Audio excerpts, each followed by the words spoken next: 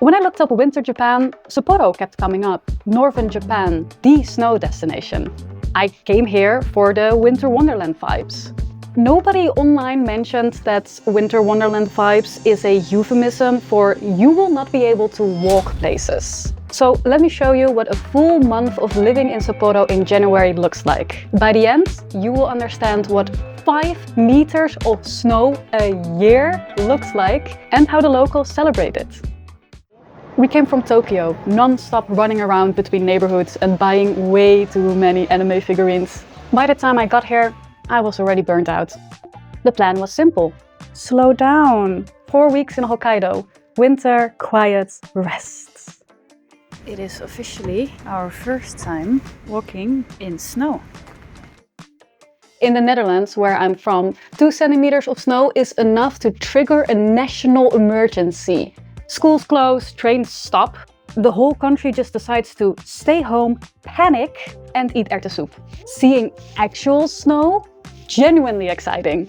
I had the enthusiasm of someone who has never experienced consequences. And the sloppy right arm of someone who has successfully avoided ball sports her entire life. The first week felt like we had made the right choice. Snow was falling, we were slowing down. Dat is zoveel beter dan die van jou. Oh, wow. Everything felt very aesthetic. We were using umbrellas like idiots. Turns out, that's how locals spot tourists, the umbrella. They just wear proper winter coats and go about their day. Now, to be fair, this insider info was gathered from our hairdresser, but she is to this day our most trustworthy and only source of local facts. I'm standing here with my umbrella, thinking that snow must fall straight down because I'm a Disney princess that has never left her castle. It doesn't, it flows sideways, somehow still managing to hit me in my face. So much snow. Ever since we've arrived, I've been looking at those mountains thinking, oh, this is pretty awesome, you know? Mountains close by Sapporo. Let's check it out. And I decided, oh, I'll just walk there. It's not that far. I can see it from here. Apparently, according to Google Maps, it takes about 30 minutes to walk there. Oh my god, I cannot walk straight anymore. I had developed this shuffle walk to deal with the ice, moving at approximately the speed of a continental drift. I was so stupid for thinking that I could sit on a bench. Those are the benches. The trees looked incredible. Look at that gorgeous proper winter wonderland vibes. We would make plans. Today we're gonna go there to check out the ropeway. And we're also planning on going to the zoo, as well as doing the Genghis Khan today. So busy day planned. We would go to the ropeway and then give up on everything else because it was just way too cold. I am not built for cold. I am built for complaining about the cold inside.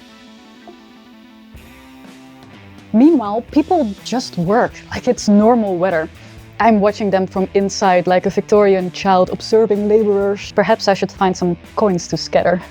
This is the highest opstapje. Obstacle. Watch and learn, okay? I am experienced Sapporo gym at this point.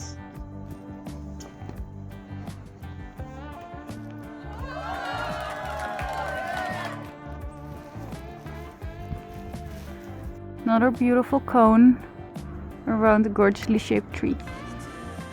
I think I might have found the most important little bush in all of Sapporo. Look at this! It's got 4 poles, 5 poles even. It's like the cone is bigger than the bush itself. The famous 5-pole bush has been protected since last week. Yet I do take it very seriously. Did you put that bush on there? Oh my god, that's why they protect the bush so much. Because otherwise people take it and they place it in places where bushes don't belong. Heb jij 5 palen bij je? This is national important cultural property. This is national important property. We had planned a wedding shoot in Sapporo. So here, in this park, is also where we will be doing our photo shoot. I wanted a winter wedding. It sounds romantic until you're actually doing it. I was so nervous. 2 hours of a photo shoot outside, freezing, and one chance to get it right. I spent weeks with anxiety over this. My brain had decided that if it didn't look the way it was supposed to, I might as well throw the whole marriage away and start again. And then it was over. I was so cold that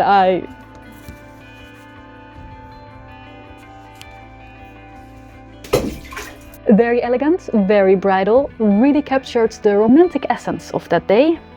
The photos turned out fine, genuinely fine, all that anxiety for nothing. Weeks of stress for 2 hours of standing in the snow, and the result was completely acceptable. Maybe even good. Then there was the morning of 43 centimeters of snowfall. Just that morning. It's terrible. It's the worst that we've seen so far. Very brave, very pioneering spirit, because we ventured out anyway.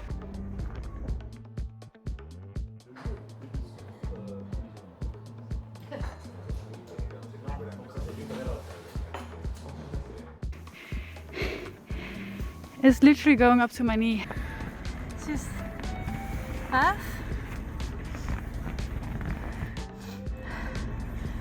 This is still the walkway.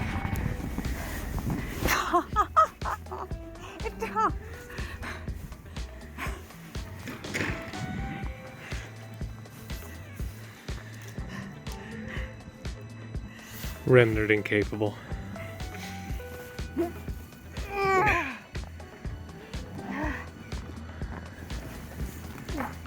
We did go out for Genghis Khan, finally, Hokkaido's famous dish. There's a dome-shaped grill. You cook the meat yourself, and the entire experience is basically a stress test disguised as dinner. Don't burn the lamb, watch the lamb. The lamb is your responsibility now. You didn't watch all seasons of Clarkson's Farm just to burn this precious lamb. We burned the vegetables instead. Sacrificed to protect the lamb.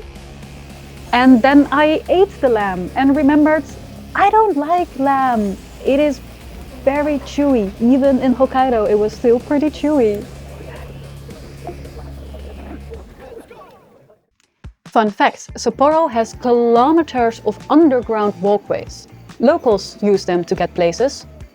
I use them to avoid actually going outside. We spent a lot of days inside, not wanting to go face the weather. Forced us to actually slow down this time. I even got back into gaming, Wuthering Waves specifically, and watched way too many anime, but you didn't click on a video called Woman Lying on Bed, so I'll spare you. The Apothecary Diaries became my newest obsession. Oh. More specifically, long purple-haired Chinese men with lots of money. I couldn't resist doing some shopping, and Hoshinoko's season got me very excited. It is currently 1:30 in the morning, and I'm taking you on a little walk to the Lawson to get some chocolate ice cream.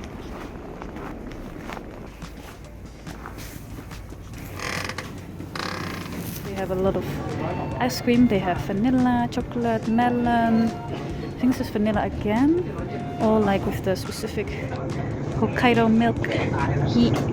Then they have strawberry and the mix. I'm gonna go for this one. And cheese. Anybody want a cheese flavor? Fucking cheese flavor. The thing about Sapporo is, it knows what it's doing. So I've been counting, and I've counted approximately 6 different truckloads of snow just in my 5-minute walk along the main road.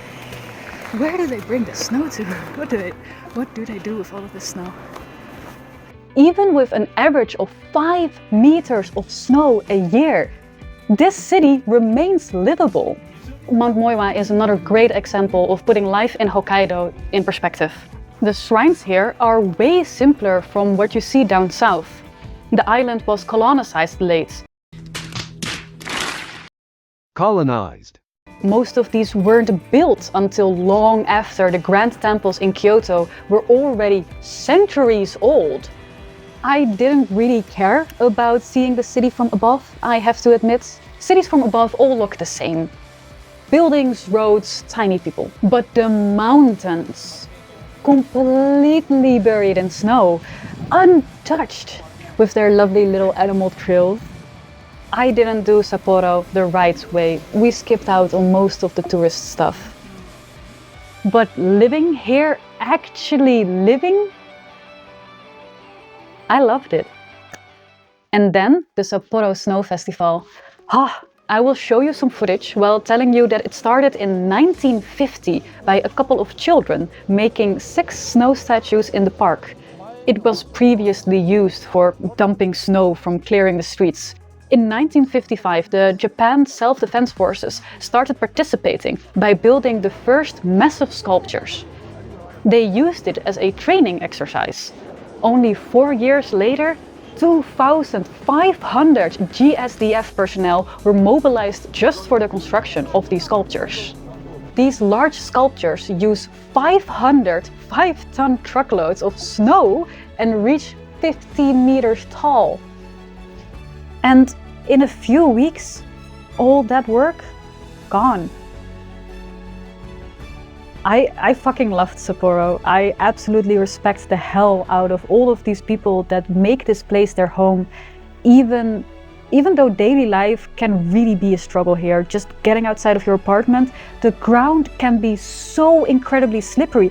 I have never seen so many people just walk and fall down, even myself included. In a 15-minute walk, you can easily This was an experience that I didn't anticipate being so incredibly cool. I highly recommend going to Sapporo in the winter. Those are so sharp. So pointy, so deadly. It would kill you. Yeah, being killed by a shrine. The new isekai. I really hope that maybe one day I'll be coming back here. And I also hope that you enjoyed this video. I will see you when I'm in South Korea. Bye!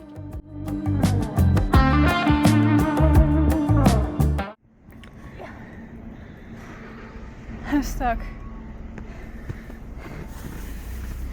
No! Whoops.